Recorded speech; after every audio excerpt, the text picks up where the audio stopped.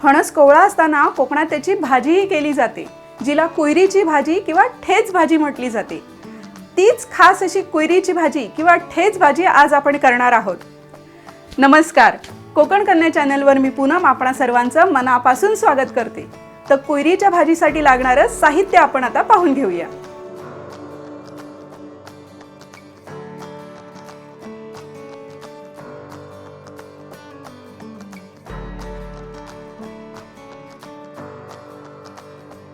आता आपण ह्या कुयरीचे भाग करून घ्यायचे आहेत. आपण हा देठाकडचा भाग काढून टाकायचा आहे.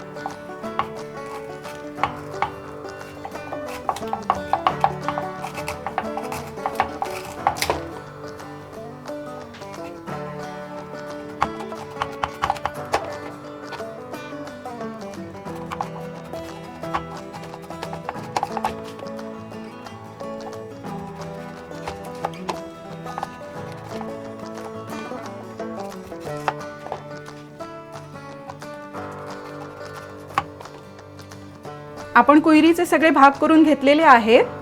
ह्याची बाहेरची सालही काढलेली नाही किंवा आतली पावही काढलेला नाहीये.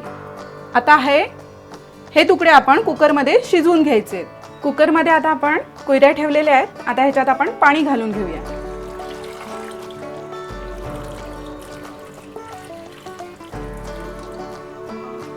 कुयऱ्या बुडतील इतपत पाणी घ्यायचंय आणि ह्या कुकरला आपल्याला आता 3 ते 4 शिट्या काढून घ्यायच्या आहेत. कुयऱ्या आपल्या छान शिजून आलेल्या आहेत. याला आपण 3 ते 4 शिट्या काढलेल्या आहेत. आता ह्या आपण काढून घेऊया. आपण कुयरीचे जे तुकडे शिजवून घेतलेत ते आता थोडे गार झालेले आहेत.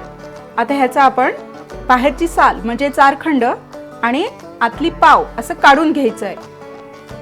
आता हा आतला भाग ज्याला पाव म्हणतात तो आपण काढून घेणार आहोत. हा पहा, हा आतला पावाचा भाग आपल्याला टाकून द्यायचा आहे.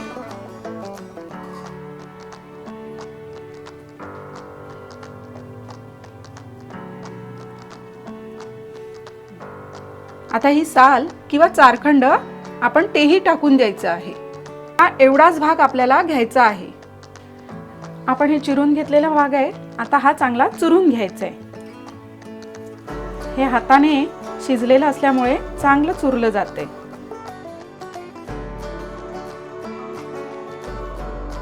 खरं तर गावी हे छान पाट्या वरवंट्यावर चांगलं ठेचून घेतलं जातं, म्हणून याला ठेच भाजी म्हटली जाते.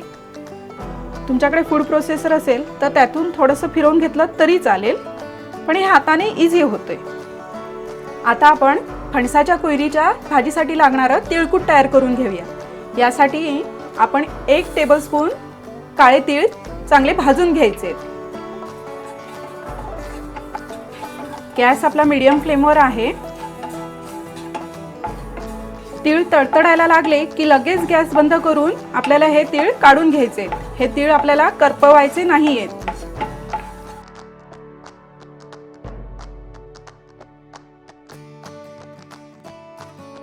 मीडियम फ्लेमवर 1 ते 1.5 मिनिटात आपले तीळ तडतडायला लागलेत. आता आपण गॅस लगेच बंद करून घेऊया आणि हे तीळ काढून घेऊया.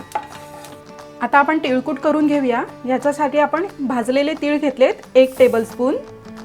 त्यात घालायचे आहेत 9 ते 10 लसूण पाकळ्या, 1 टेबलस्पून लाल तिखट किंवा मसाला, अर्धा टीस्पून मीठ आणि अर्धा टीस्पून साखर. आता हे आपण मिक्सरमधून बारीक करून घ्यायचे. आपलं तिळकूट तयार झालेलं आहे. आता आपण भाजीला सुरुवात करूया.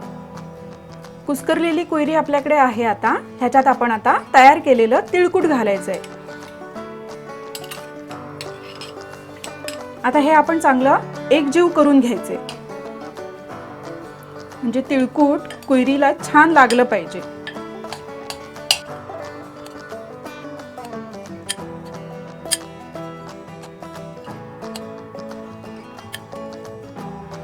आपले तिळकूट आणि कुयरी छान मिक्स झालेली आहे. आता आपण भाजी फोडणीला घालून घेऊया. कढईत आता आपण 4 चमचे तेल गरम करून घ्यायचे.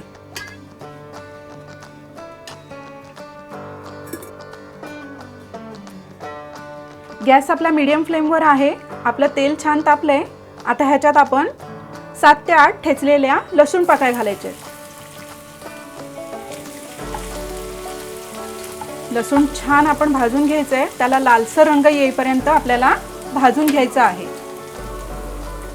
लसूण आपला छान भाजलाय. आता ह्याच्यात आपण अर्धा चमचा हिंग घालायचे.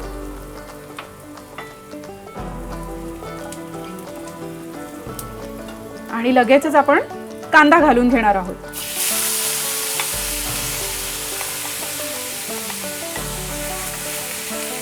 हे आपण 2 मोठे कांदे बारीक चिरून घेतलेले आहेत.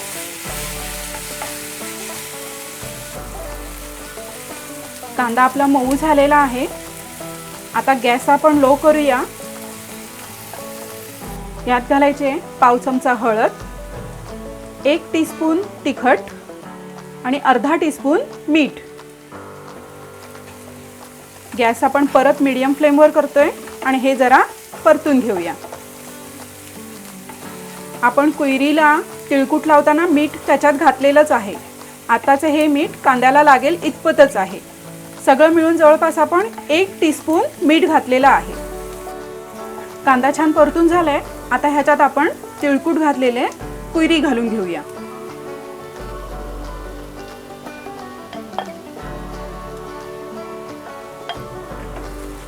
हे आपण मिक्स करून घ्यायचे चांगलं.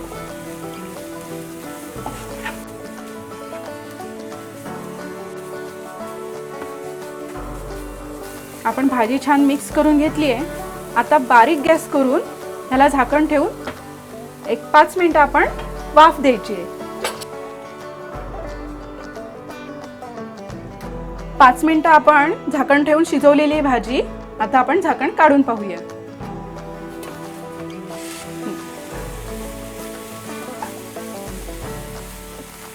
कुयरी आपण शिजवून घेतलेली असते आणि कांदा छान परतून घेतलेला असतो. त्यामुळे या भाजीला फार वेळ लागत नाही. आता ह्याच्यात आपण कोथिंबीर घालून घेऊया.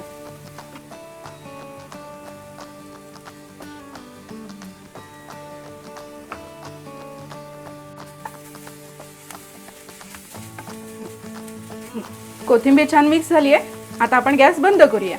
आपली फणसाच्या कुयरीची भाजी तयार आहे.